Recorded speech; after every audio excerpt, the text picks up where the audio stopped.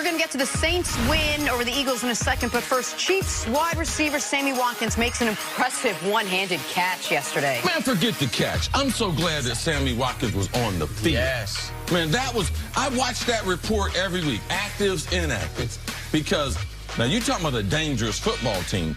Kansas City with Sammy Watkins, his ability to be able to catch, play in the slot, and also run some reverses. Oh, man, it was great to see. When he's the and by the way, that was a pretty good catch. And when he's the third weapon on a team, that's a hell of a...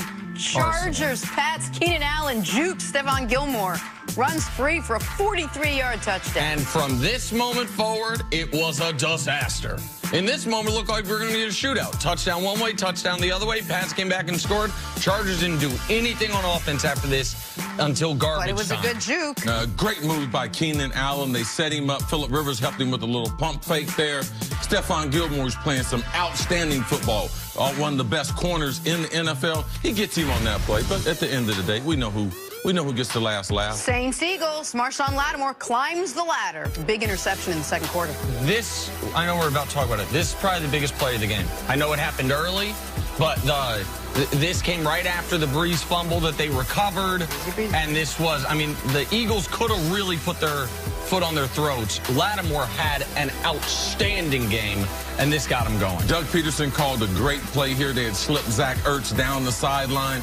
You can see Nick Foles' feet. They were not clean. He couldn't step into the throw to be able to flight it in front of him, throws it behind him. Lattimore gets back into play and makes a spectacular interception. High point in the football right there, but huge play in the game. If Nick Foles completes this ball, I think we got a different story. 20-0 from that moment forward. Let's dive into these highlights. Sticking with Drew Brees and the Saints, taking on red-hot Nick Foles and his magic carpet ride. Foles would open up the scoring in the first with the touchdown to Jordan Matthews. Eagles jump up 14-0 early. Everyone big excited.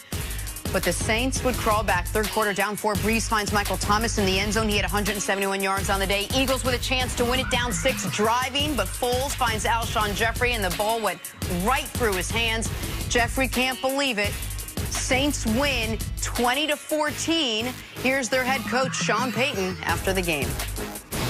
I'm proud of those guys. I'm proud of that locker room. They fought through a lot and, managed to get the win. And, again, these are tough games. I'll take that loss. That's on me.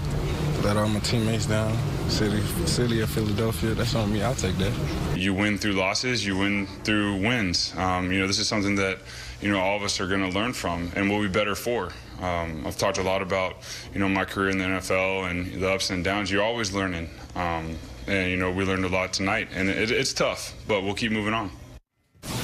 He's basically already a head coach, just with his post-game comments. Cece, what was the key to the Saints' comeback in this game? Well, I think one of the things that's important is the breakdown out of the Alshon Jeffrey catch, no catch there at the end, the ball he dropped. They had a zone route on where he was supposed to go up 5 yards and run a little smash route inside. If they're in man-to-man, he comes out really hard and fast. If they're in zone, he's got to be able to slow down. As you can see, he's right there by the hash mark. He's supposed to catch this ball out right inside the numbers. So that route, I tell you all the time, Nick, 50, 55%, 60% of the interceptions. This one is 100% on and the it's receiver. Not because he dropped the ball. It's because of where he was and in a relationship to the defense. If it was man-to-man, he should have been way in there running away from the defender. Then there wouldn't have been anybody back there to even catch the deflection. Against zone, he's got to be able to sit down right there to be able to make that catch. So that was the decisive play in the game. But there were a number of plays in the game. We talked about the Ertz,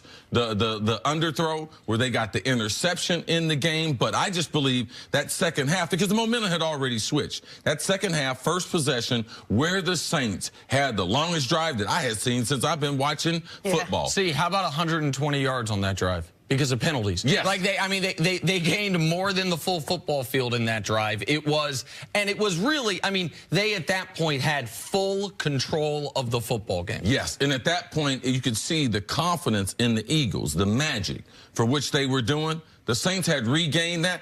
In none of these divisional games did we see the home team get off to a slow start, but the Saints game. and the Saints were able to recover. Why do you think that was? Why do you think they have the biggest home field advantage? Their fans at no point will ever give up on the Saints because of their relationship, because it's a strange season ticket base. Most of the people, because they just don't have the ability to afford, the ability to pay for season tickets, most of the season, they walk up to the game, 60% of the tickets, and buy them that day. Now, you can't do that in the playoffs, but it is a love affair with a team and a franchise that they never thought would win. But then came Katrina.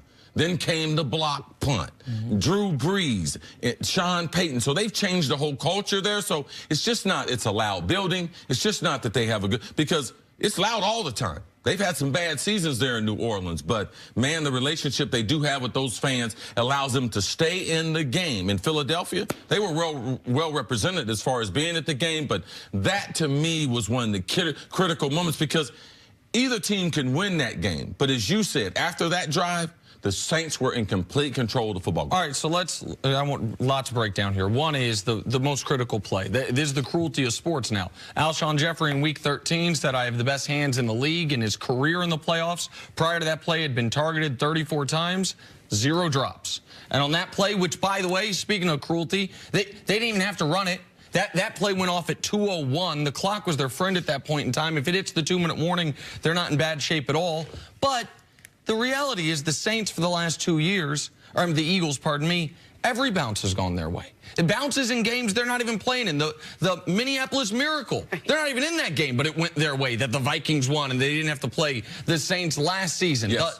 In a must-win game against the Houston Texans, when they're down, Jadeveon Clowney gets a penalty on Nick Foles that supercharges that drive. Obviously, the double doink in the game last week. Right. And then Will Lutz, Michael Bennett makes a great play. The biggest play of the game up to that point, and then Will Lutz misses the kick. But I thought the biggest sequence started right before the Foles interception. And they're up 14-0. They force a fumble on Drew Brees, and they have it. Like, they have it so much, the refs thought it was a recovery and then another fumble. But they don't fall on it, and so now it's a punt instead of you have the ball inside the 20, and then the Foles interception. But the reality is, the right team won, because after the first quarter, this was a total and utter annihilation. In the first quarter, the Eagles had 153 yards, the Saints had 21, and it was 14-0 Philly.